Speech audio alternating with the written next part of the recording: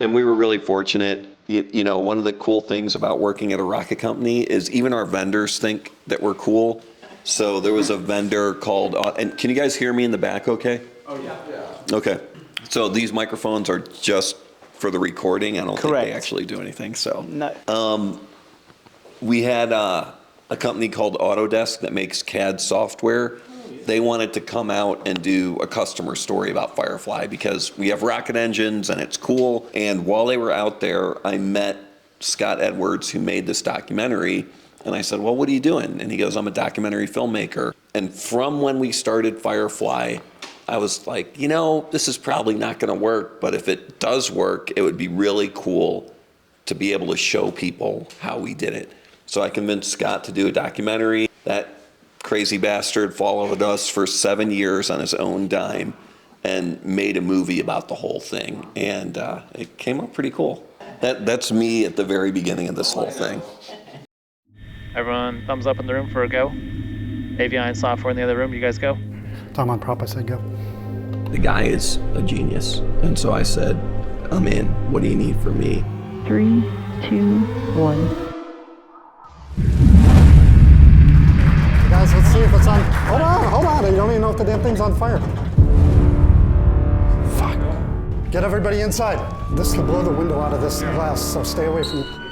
As best I know, they are testing rocket engines. I guess for space or something. The space race is on. We have to be first or we're not in business. You want to be a world-class rocket company? Guess what? It's going to be friggin' hard. It's going to be painful. Tom had his SpaceX stock options. He cashed them out. He bet everything. Breaking news, a fire at a rocket test facility. We're changing the world, and you really have to feel that in here. If you don't, it's going to be tough to keep up. We're completely fucked. We are going to have to do some internal layoffs of our full-time employees. My nature to go like hell means that the people around me are not going to come out of it unscathed. We're making big decisions about lots of money in these meetings, guys. They need to be staying on their development timeline, or they're going to find themselves really behind in this race.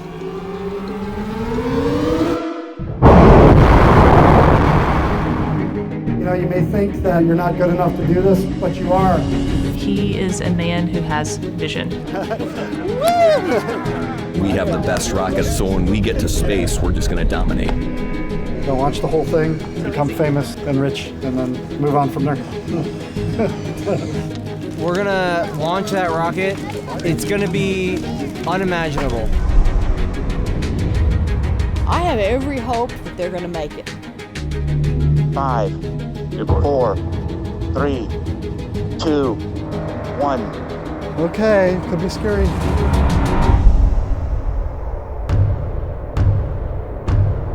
When we started this, we've said, let's just go like hell, damn the consequences. I want to be successful fast or I want to fail fast.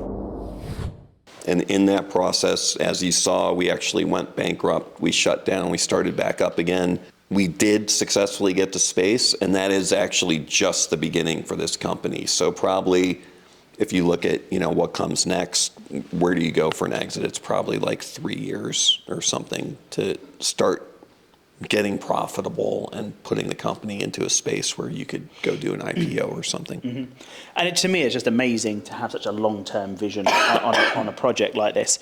So the other problem we're going to have tonight is this is such a fascinating subject. We're going to kind of try and squeeze in what needs to be a 4-hour long discussion into like 20, 30 minutes. So that's what we're going to try and attempt to do.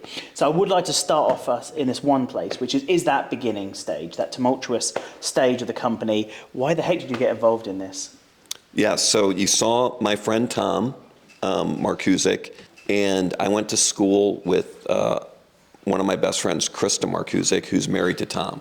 So I've known Tom from back in the college days, which now is about 30 years ago, and watched him as he went from NASA. He was one of the very early SpaceX employees, worked for Bezos, went to go work for Richard Branson at Virgin Galactic, and then he decided he was going to start his own rocket company. And it's almost impossible, right? Like, a lot of people say that they want to do something like this. Very few people succeed. I knew that very likely it was going to fail, but Tom was one of those people that could potentially get it to succeed. I was one of the seed investors in that original Firefly, and then came and started working at the company full time. We actually ran out of money and shut down, had to lay off 160 employees. And then it was me and Tom and Krista decided that we were just going to keep going. You know, I had my money invested in it. Some of my friends had invested their money in it. And I knew that eventually I was going to have to go to them and say, hey, I lost all your money. So before I did that, I was like, okay, we have to do everything that we can to keep going. And eventually somebody's going to come and they're going to drag us out of here and they're going to evict us, which we did get evicted. And I'll be able to go say like, hey, I lost your money, but we did everything that we could. And we eventually did get recapitalized by Ukrainian that was a very intense person. He funded the company for 4 years, $200 million. The U.S. government decided they didn't like him, so they actually shut us down and kicked him out and forced him to sell. So then we had to get somebody else to fund the company. And then we successfully got to space. When did you get to space? We got to space for the first time. Well, we launched the first rocket in 2021. Didn't work. It was a very expensive fireworks display. And then in 2022, we successfully got to space. And then since then, we've launched a total of 5 times. 4 of them have gotten to space, meaning gotten to orbit and released payloads. And 2 of them were fully successful, including one that we just did for NASA July 3rd of this year. That was fully successful. It was a perfect mission. And to top that all off, it was launched from California at sunset on July 3rd. So the way that it works is depending on when you launch the rocket, the sun is going down. You could see the rocket going to space from California, New Mexico, Arizona, and there was fireworks displays going off as the rocket was going through the sky. So there's a bunch of videos, if you look on Twitter, look online, of the rocket going to space behind the fireworks displays, which was pretty cool. That's so cool. And when you guys started, who was in market at that point? We've got kind of the big 3 or 4 people. Yeah, so if you look at it, SpaceX was the only private company that had successfully gotten to space. And then their big competitor was the United Launch Alliance, ULA. So those were basically the big 2. Since then, a few other companies have been successful. Right now, Rocket Lab has successfully launched about 40 some times, maybe close to 50. They have a much smaller rocket. Virgin Orbit got to space. They went bankrupt. Astra got to space. They are having some problems right now. And then it's Firefly is the only other private company right now that has successfully launched a rocket, gotten to space, is still in business, and we've launched a rocket that can take 1,000 kilograms to space. So this is a pretty nice sized rocket. So explain, where does the Bezos lot fit into that? So Bezos has launched a rocket called New Shepard, and that goes up, and there's people that are in it, and they get a good view, and it comes back down again. That rocket doesn't actually put payloads into orbit. He's working on one called New Glenn, and that is getting ready to launch. And then he'll join that club of people that actually put rockets or put payloads into orbit. So there's only going to be a few people that have really got a business model that is B2B, kind of getting payloads. Because like you said, Orbit went under, but they got Galactic, I guess, but it's more just getting people out there. Galactic is tourism. Yeah. This is a very hard thing to do. If you think about some of the companies that are out there trying to do it, there's a company called Relativity that was building a rocket that was about the same size as ours. They've raised, I believe, over $1.4 billion and still have not successfully deployed a satellite to orbit. They've done one launch of the rocket that's about the same size that we did. It didn't work, and they've now moved on to doing a bigger rocket. So we are also doing a bigger rocket, but we've already successfully proven out the technology for the smaller rocket, and then we're going to do a larger rocket with Northrop Grumman. So help us all understand the business model a little bit. For everyone competing in this space? Because you talked about having a bigger rocket, a smaller rocket. I don't know, is a big rocket a good thing or whatever, right? From what I understand with SpaceX, some of it was like making it more frequent and making it more reusable. So just to unpack that a little bit about the business model, the reusability, and like where you guys are going versus other people. Like we said, Richard did the tourism, and with Orbit, God rest its soul, was more about getting satellites up there cheaper, and they were just using aeroplanes and then boosting it. So just help me understand the business market, market.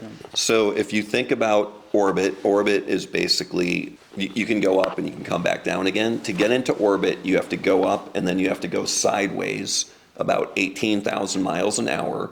And then you can release a satellite. That satellite will stay in orbit around the Earth. Rocket Lab can put about 300 kilograms into orbit. Firefly can put about 1,000 kilograms into orbit. SpaceX, their rocket, puts about 20,000 kilograms into orbit. So we are able to do what's called dedicated missions, where we can take a satellite that is, let's say, 500 or 600 kilograms and put it into a very specific orbit. And NASA might want that. The US government might want that. There's a bunch of commercial companies that we're working with that need their satellites in a very specific orbit.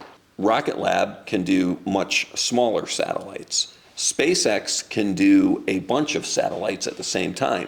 For instance, Starlink, they can go and they can deploy maybe 30 Starlink satellites on a launch. And now they have gotten to the point where I think today or yesterday or tomorrow, they're going to set their record for the number of launches that they've done in a year. And a lot of their satellites that they launch are their own Starlight constellation. So about maybe 2/3 of their launches, they're deploying their own satellite constellation, and they now have about 4 million subscribers. So we're not going after the same market that SpaceX is going at, and now they're going to do Starship.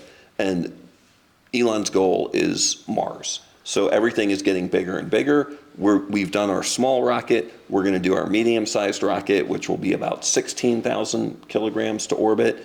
And then we'll be able to do constellation deployments that you don't need a full-size Falcon 9 to do, right? And we are also doing a lunar lander. We have contracts with NASA to go to the moon for these small lunar landers, and we'll be able to launch our own lunar lander. So we will be one of the few companies in the world that can launch a rocket, deploy a lunar lander, have that lunar lander land on the moon.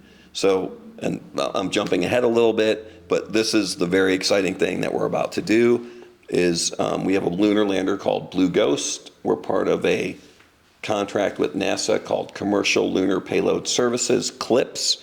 It's a $2.6 billion 10-year program to start doing the experimentation and infrastructure development for long-term habitation on the moon. And we've won about $250 million worth of missions from NASA to start deploying payloads to the surface of the moon.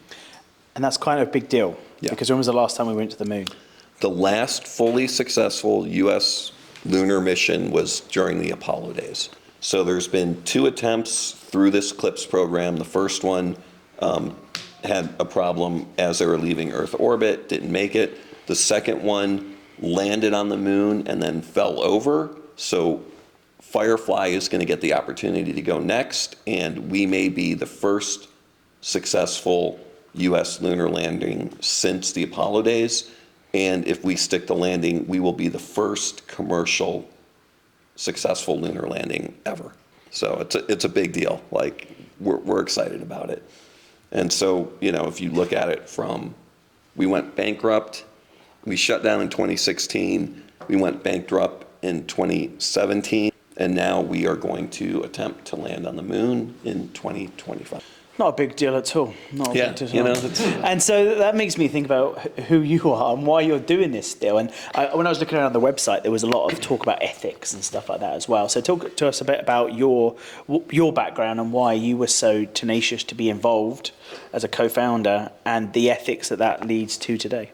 Yeah, so that's not too big a question. In order to do this, especially like when I got involved with it, and how do you keep going? Like for me, like I have followed a spiritual path in my life. Like how do you understand your place in the universe? How do you understand your path through life?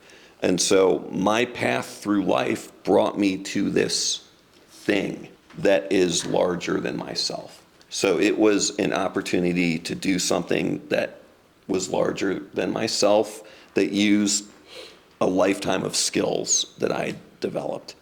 And then when it went bankrupt, I have the ability to, and I don't know if I could still do it, but at that time, I had the ability to just ignore everything that was going on and just drive to a goal when everybody else said that it was impossible. And so that was what I sort of brought to the equation, and the ability to go out and just meet people and create connections. And we didn't know it at the time, but I brought that ability to go out and raise a substantial amount of money to actually make this dream a reality. And I also, when we went bankrupt, looked around and I saw that it was Elon and Jeff were the people that potentially were going to be successful. And to me, I was like looking at it and I was like, we actually have a good idea, and we had some really smart people that were working on it, and we might actually get this to work. And at that time, there was nobody else that really looked like they can get it to work. And I was like, if we don't do it, then the billionaires are going to own space like they own everything else. And so if we do this, then maybe there's going to be like this other space cowboy company that did it. So, I mean, this was so incredibly hard and so incredibly traumatic that you need these like things that allow you to overcome, like every day. Like the US government tells you, we don't like your primary investor. He's not allowed to give you any more money. And not only that, but this rocket launch facility that we had built in California that was on a government base, you're not allowed to use that facility anymore to launch the rocket that is done and is sitting there. And you are not going to be able to get any more money until you launch that rocket and, go find someone to buy the company that's now worth $1 billion. Or you're going to have to shut down in 30 days. So when you're in those situations, the ability to just keep going, you actually have to have some sort of North Star that's going to push you through that. So those were sort of the things, that allowed me to keep going. And each person in that situation needs to have their own drive to keep going. A bit deeper drive and spiritual drive. A deeper drive, and it's like there's so many easier ways to make money. Like I had more money when I started this than I do now, for sure. And I had an easier life. I had a software company there. I had an IT consulting company that I ran. But the next moon mission that we're going to do a mission to land a radio telescope on the far side of the moon, where it is electromagnetically shielded from the radiation that's being generated from Earth, all of the EMI, the electromagnetic radiation that these lights, the TVs, the Starlinks. That radio telescope will be able to look out into the origins of the universe and potentially measure things that happened 200 or 300 million years after the Big Bang. So when I sit there and I think about it, I'm like, oh, this thing that we started in this field in Texas maybe is going to discover something about the origins of the universe that humanity has never known before. So, So maybe that Porsche can wait. Yeah, maybe the Porsche can wait. Yeah. And at the same time, I live in an apartment by the Domain, but I get to go. The Domain's nice though. Yeah, it is nice. But now I'm gonna fly to Milan this week, and I'm gonna go sit and talk about, the future of AI in space with the Associate Administrator of NASA. Why am I doing that? It's because we decided not to give up when everybody said that you guys should just give up and go home. So I take it an intern from the government doesn't call you and say you can't work with that people. So who are you dealing with, what you can say? Because obviously we have to play nice with these people because they're the ones that are going to give us, I say us in this, the royal we, to the British people in the room. But like you have to play nice with the government, with the American government. So what I'm going to get to in a bit is about how you've distributed your operation globally. But start there. How you're playing nice with the American government. And I asked you in our pre-interview whether you're using SIBRs or AFWorks, and the answer was no. So just kind of unpack that a little bit. So Max Polyakov, who was the Ukrainian, is a very colorful character, and you can go look him up online. So Max was the only person, when we ran out of money, that showed up that said like, hey, I'd like to give you guys some money. So we were like, okay, and looked him up online, and it was like, interesting guy.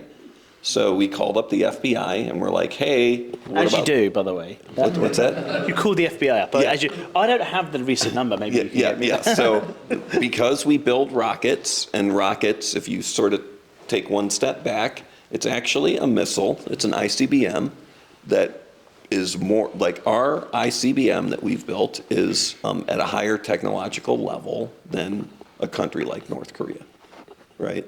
So the FBI and many other organizations are sort of interested in what we're doing, and they'll come talk to us and ask us what's going on. So we do have the number of the guy at the FBI that you can call up and be like, hey, can you check out this Max guy for us?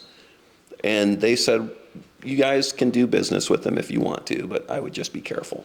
So Max at the time had a green card, and that made him what's called a U.S. person. And he invested about $200 million into Firefly over the period of 4 years, which is a lot of money. He only wanted to invest like 50 or 75 million. And so this is when, and so now Max is a little upset all the time. And this is something that we learned, like this is the beginning, this is the first time that me or Tom had ever done something like this. So now you have to go out and you have to raise hundreds of millions of dollars and you have to talk to all these people. We didn't realize how important it is when the people that are going to give you more money, they want to know who's already given you money. And people in general didn't like Max that much. So it was really hard to get more money. So Max had to keep giving us all the money. And then at some point, Max had a seven years, you have a green card, you either have to become a citizen or you have to give up the green card. Max decided he didn't want to become a U.S. citizen for whatever reason, tax purposes, whatever it is. So he gave up the green card. And now Max is no longer what's called a U.S. person. He's like this Ukrainian that owns an American ICBM factory, which the government, there's an organization called the Committee for Foreign Investment in the U.S., CFIUS, and CFIUS called us up and they're like, hey, we don't like the Ukrainian owning Firefly. And they talked to the U.S. Air Force, who runs Vandenberg Air Force Base, which is where our rockets are launched from.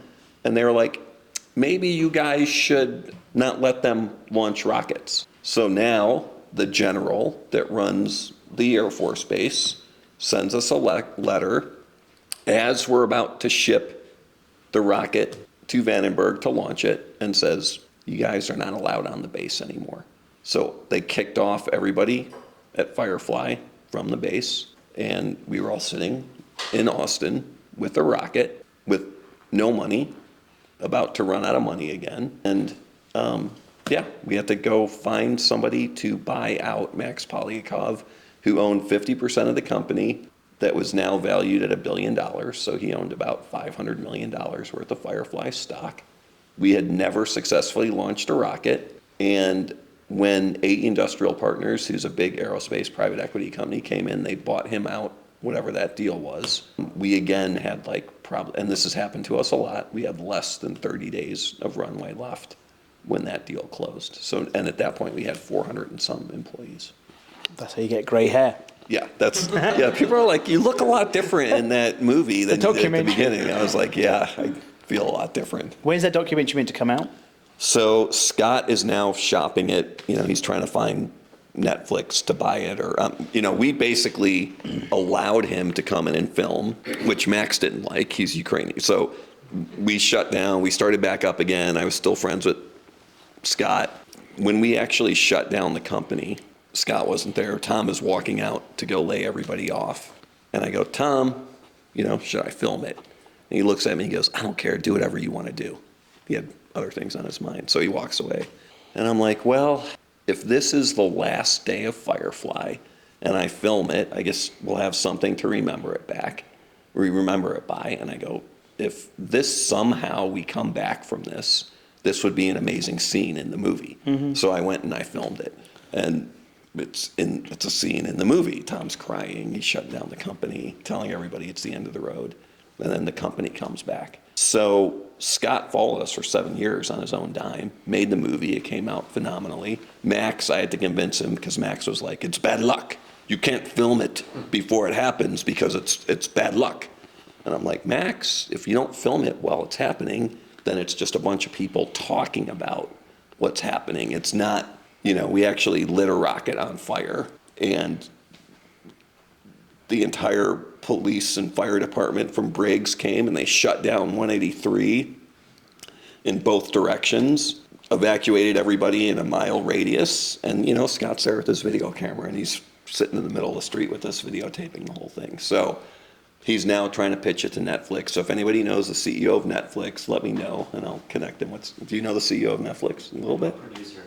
Yeah, so maybe let's talk afterwards. This is why we do these events. Yeah, I'm trying to now help Scott. So my thesis for the movie was, we're going to go do something incredibly hard, and if we succeed, now you sort of have a map of what does it look like to do something that's incredibly hard. No one, as far as I know, has ever filmed something that is this intense and high risk and hard to do from the inside for this long of a period of time. Nice. And there was actually, like, a couple years ago, I was sitting in a room with a bunch of friends and everything was bad, as always at Firefly. And I was like, in that moment, realizing that this movie is getting made and released no matter what happens. So it's either going to be, and then they got to space, happy ending, or, and then they went bankrupt again, the end.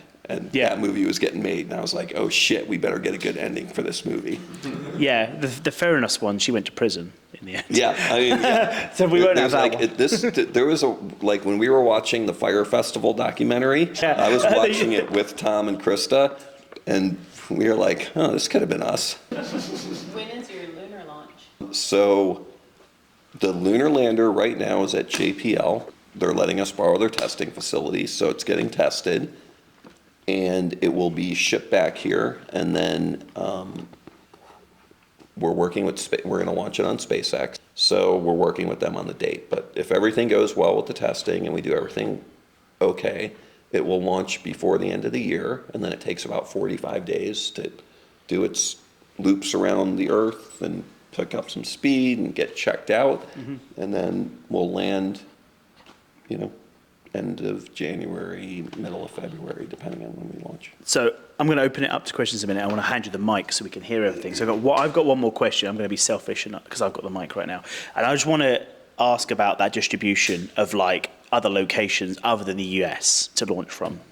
Tell us about that. Yeah, so right now we launch from California. We're working on a launch site in Wallop's flight facility. And we also have a deal to launch from Sweden. So there's a couple reasons for that. One is the European countries right now do not have their own sovereign launch. So there is no vertical launch facility in all of Europe.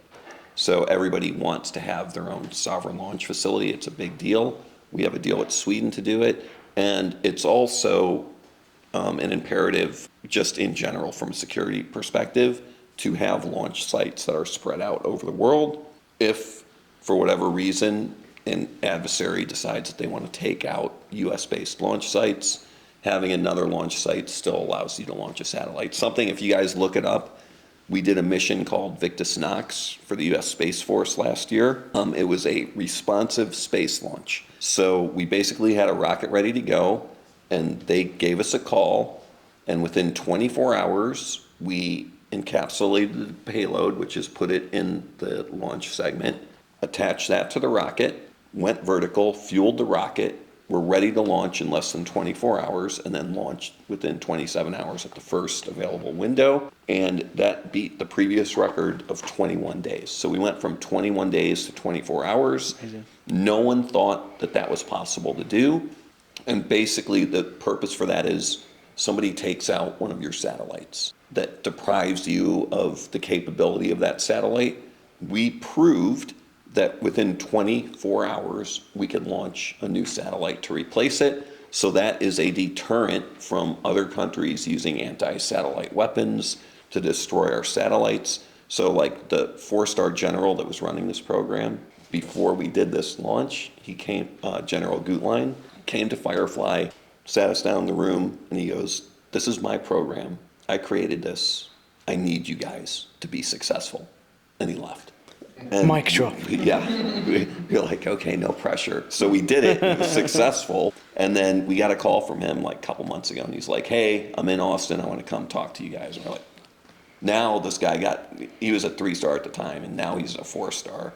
And he's the, vice administrator of the Space Force. We were like, "Oh, what does he want to come for?" And they're like, "He's just going to be there." We're like, okay.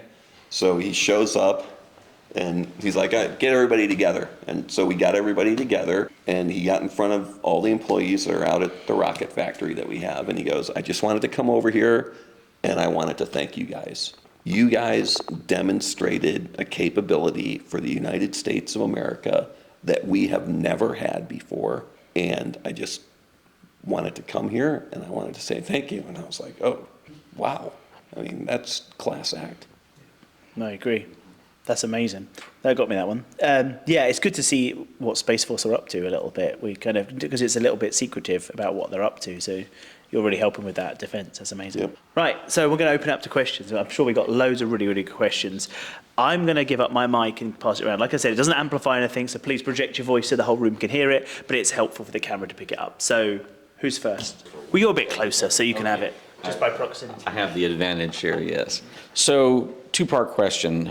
As a former engineer, this stuff's right up my alley, and I was really, let's just use the term, digging it. But are the margins of doing smaller payloads linear compared to doing larger payloads? And is there any IP that is specific to smaller payloads that you guys can protect to prevent some of the larger ones from just shifting focus?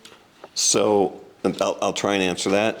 So there's SpaceX does this thing called Transporter, where they launch 100 of these smaller payloads at one time, which is great because it's very inexpensive. One of those payloads might have security requirements where people aren't even allowed to see that satellite. So now you can't really have that in a launch with 100 other satellites. So we could do that because, people that are working on it have to have top secret clearances to be able to see it. So we could do that from Firefly, right? Now, some of the very small payloads are not like Planet does 3U CubeSats. They're about this big, and they can map the Earth. They could take photos of the entire Earth every day.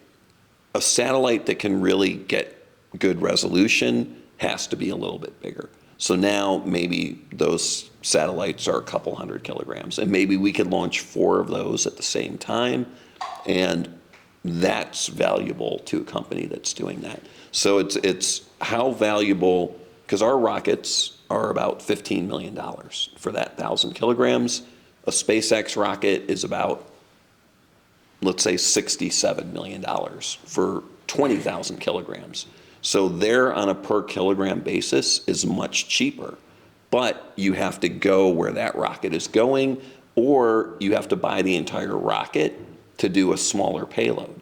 So we can say, like, we just won a mission from NASA that has to go to a very specific orbit, and we could say we can do this for X number of dollars, and we're the only rocket that can take that to a dedicated orbit for that amount of money. Or they can hire SpaceX, and SpaceX will say, okay, we can do that same thing, but it's going to cost $67 million, and it's going to be a satellite that's like this big inside of a giant SpaceX rocket. So then it makes more sense to hire Firefly to do that one. So the specialization itself is the secret sauce. It's the dedicated missions that we're able to do. Okay. For more dollars per kilogram, but for less total money for the full mission. Cool. Can you help me?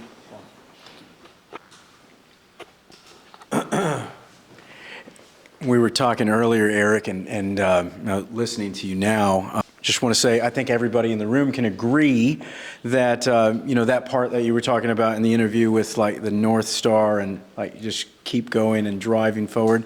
Then we can all appreciate that. That was pretty awesome. Just a little side note there. But my question then, kind of based off of that, is as you're continuing to feel that drive and that greater mission, you might be focused solely on the lunar landing. But if I could ask you or challenge you to think beyond that, maybe you already have, what is your goal, to kind of push forward beyond, let's pretend that lunar landing has successfully happened. What's the goal after that? Yeah, well, so one of the goals is to have a profitable company, right? Like, this is all great, if it's a science experiment. But if we've now raised like $650 million, we're doing a Series D raise, we have to go out and raise hundreds of millions of more dollars. You have to be profitable, right? You can only go out and get money to do this if there is a path to profitability. So like the number one goal right now, yes, getting to the moon, that's the coolest thing that we're doing right now. We have to increase the cadence of the number of launches that we're doing. We have to go build that medium-sized launch vehicle, and then we have to be successful with that. We have to get some of these other missions where we have orbital transfer vehicles that can actually fly around in space and do missions, like they can go spy on stuff in space, which is pretty cool. So we have to get some of those missions, and we have to demonstrate within about the next 2 to 3 years that we can be profitable with the businesses that we're doing. And then people will give you money, like Elon, he basically picks up a phone. He's like, hey, I would like $600 million for my Series X or whatever it is now. And the next day there's like a dump truck that shows up at SpaceX and it dumps out $600 million. But, he's shown that for Starlink, they're eventually going to have this. Starlink is a cash-generating engine once it's fully deployed. So that's like maybe they're not fully profitable right now, or maybe they're getting close to it. But anybody that's giving them money can see exactly where that path to profitability is. So that's now what we have to prove. We're working with NASA. I've been working with them for 5 or 6 years now on doing in a low-cost Mars mission. So this is a Alpha class launch, like 1,000 kilograms, that could then take something into orbit around Mars that could then bring back images from Mars or something like that for, let's call it, less than $100 million.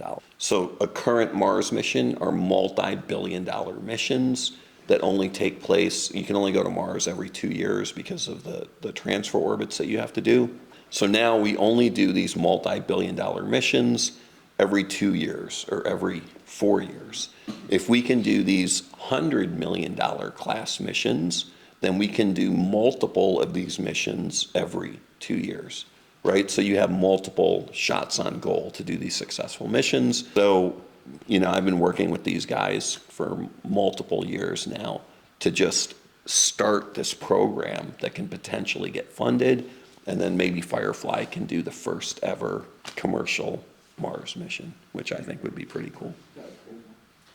Yeah, only Elon has the right number. Eric, first of all, I'd like to thank you for sharing your story with us. You've proven that space is hard.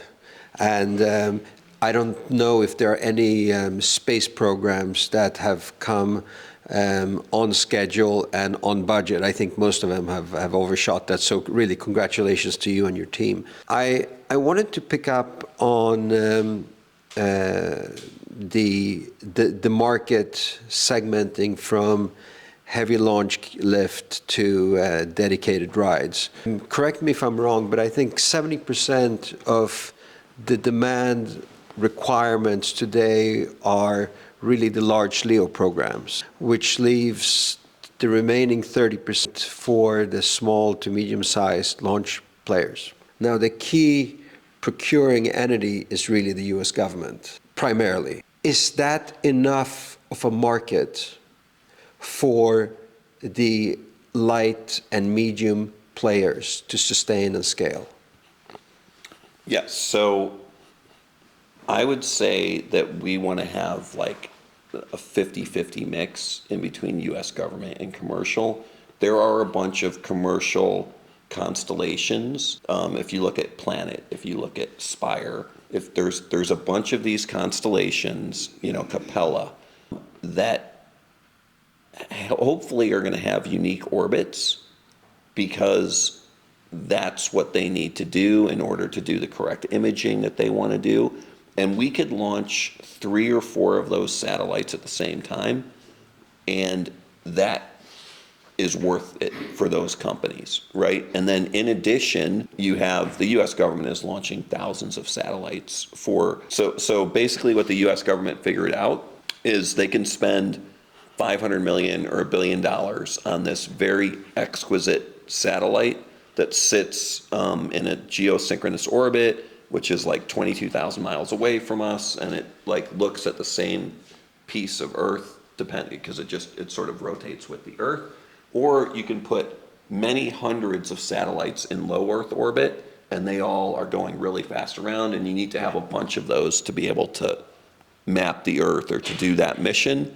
But with that very big, juicy target is what they call it, the exquisite. One ASAT, one anti-satellite missile, could take out that $1 billion satellite that is irreplaceable. It takes 5 years or 10 years to get the next one. Or you launch hundreds or thousands of these small satellites in low Earth orbit or medium Earth orbit, that if you take out one of those satellites, it doesn't matter, because that network of satellites has a lot of redundancy. So in order to do that, the US government is launching thousands of these satellites for these constellations, and they want multiple multiple launch vehicles, multiple companies. You don't ever want to have to depend on one launch company. I mean, that's an imperative for the government. You have to have more than one launch vehicle that can do these missions, because if there's an anomaly, that company has to figure out what the anomaly is. They're now grounded. They can't launch. So you need to have multiple launch vehicles. So we think that there's a market, and there's not a market for 100 launch companies. We think that there's a market for 3 or 4 or 5.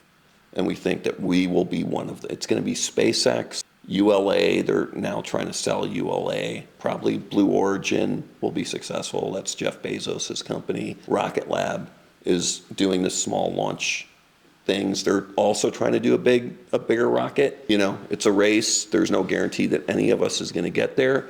And then, Firefly. And I don't know how many of the other companies are going to be successful. So it's a race. I mean, this is very competitive. And can I ask you just a follow-up on that?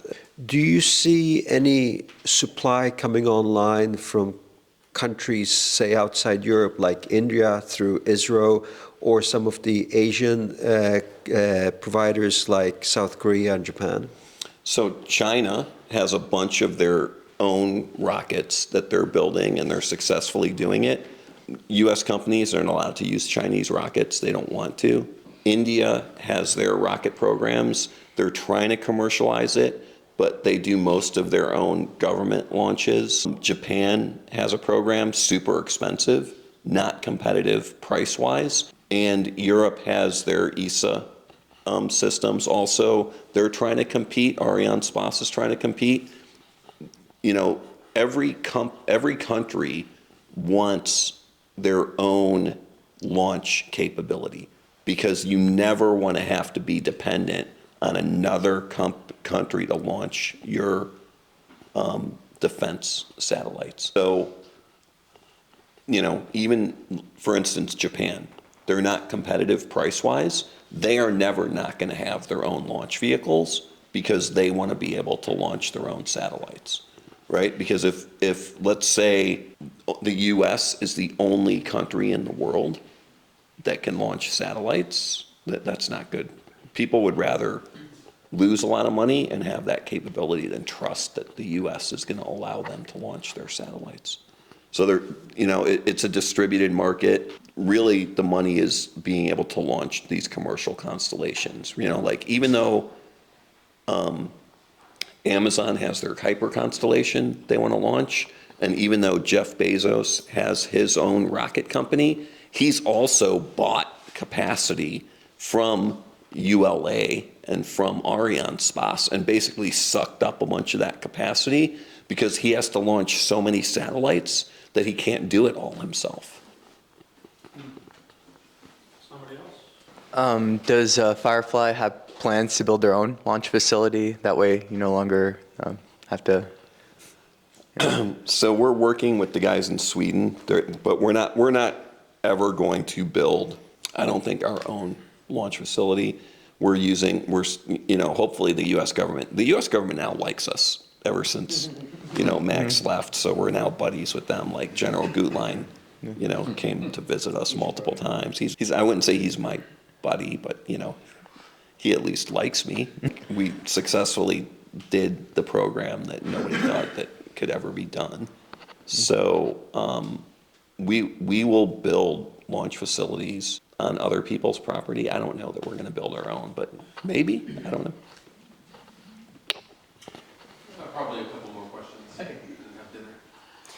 Forgive my ignorance if this is just way out of my industry. But my question for you is, when you had to put together the launch plan within, you said it was a 27-hour response time. How much planning went into that prior? It was more so my curiosity. Yeah, a huge amount, right? So what does that look like? This was our first Space Force launch. So we knew, and we were competing against Virgin Orbit and Rocket Lab and a couple other companies for this launch.